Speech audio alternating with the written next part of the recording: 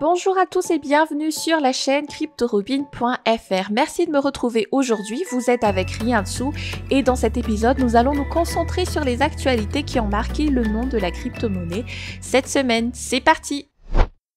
Première actualité de la semaine et pas la moindre, un événement est prochainement attendu pour la communauté NFT française ce 22 janvier. Après New York et Miami, c'est au tour de Paris d'accueillir une conférence NFT qui verra la participation des plus grands noms de l'univers crypto où l'on compte déjà 500 participants. C'est donc l'événement à ne pas manquer si vous êtes intéressé par l'innovation, le Web3 et le métavers entre autres. Toutefois, ce sera également une excellente opportunité pour faire connaissance avec les NFT si vous n'y connaissez pas encore grand chose. La conférence se tiendra à Station F, le plus grand campus de start-up du monde, créé par Xavier Niel, lui aussi intéressé par le monde de la crypto-monnaie. NFT Paris verra l'intervention de 500 participants comme Yann Rogers ou Sébastien Poutelet qui répondra à vos questions dans des panels talk. L'existence d'une bulle spéculative, l'utilité de la technologie ou l'avenir des métavers, ce sont des sujets qui seront abordés durant cette conférence du 22 janvier. Ensuite, Visa a décidé de s'allier avec Consensys afin de développer la nouvelle infrastructure destinée à prendre en main les monnaies numériques des banques centrales. Les deux compagnies auraient consulté plusieurs banques centrales dans le monde afin d'établir une nouvelle technologie qui pourra se connecter avec les modules de paiement existants. Les compagnies pourront donc intégrer les équipements comme notamment les cartes de paiement reliées à des MNBC pour plus de praticité. Le défi encore difficile sur ce sujet concerne la manière de faire coexister les nouvelles formes de monnaie avec celles qui existent déjà actuellement, mais la responsable des MNBC de Visa rassure qu'ils sont en train d'étudier des solutions pratiques. Les deux sociétés sont maintenant à la recherche d'un cas pratique pour tester la technologie ce printemps. Autre partenariat intéressant, celui de Coinbase et Mastercard pour cette fois faciliter l'achat des NFT. Cette collaboration va justement permettre aux utilisateurs de la plateforme Coinbase NFT d'acheter leur token unique très simplement grâce à une carte bancaire Mastercard. Selon eux, les NFT jouent un rôle important dans la liberté économique des créateurs tout en leur permettant de garder une relation directe avec leurs fans. Il est donc important de simplifier leur acquisition autant que l'opération l'est pour l'achat d'un Bitcoin sur Coinbase par exemple. Il n'y aura donc plus besoin de s'embêter à avoir un certain crypto pour acheter des jetons non fongibles sur la plateforme spécialisée de Coinbase puisqu'une CB en dollars, euros ou autre devise fiduciaire fera parfaitement l'affaire, éventuellement si c'est une Mastercard. Toujours dans le monde des NFT, la collection d'un étudiant indonésien nommé Gozali Everyday vaut maintenant près de 1,4 million de dollars sur OpenSea.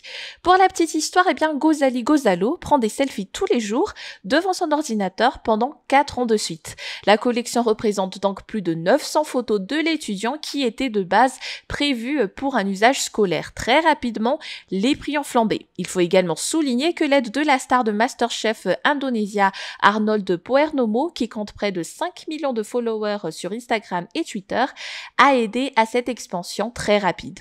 Selon les données du marché NFT, Gozali Everyday est même dans le top 40 avec 72 000% d'activité dans le classement des volumes de transactions sur 24 heures d'OpenSea.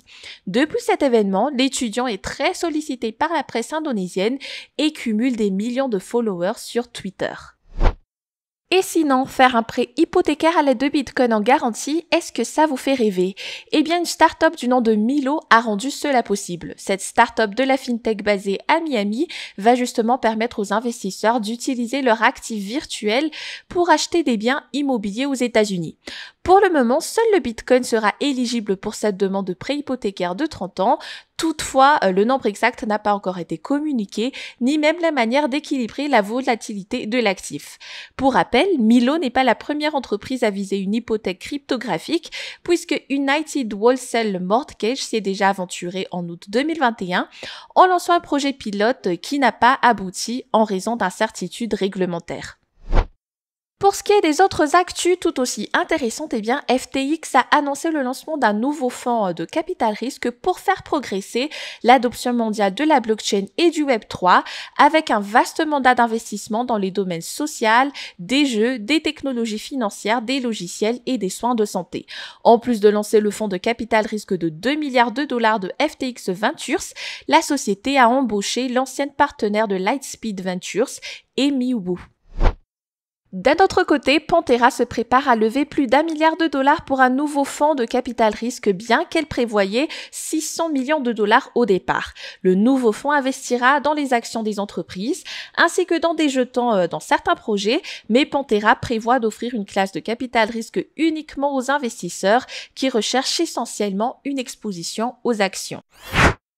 Et c'est ce qui termine cet épisode actualité. Qu'est-ce que vous en avez pensé? Dites-le moi en commentaire. Évidemment, si vous avez aimé la vidéo, n'hésitez pas à aimer, à partager et à vous abonner à la chaîne. Quant à moi, je vous dis à très bientôt.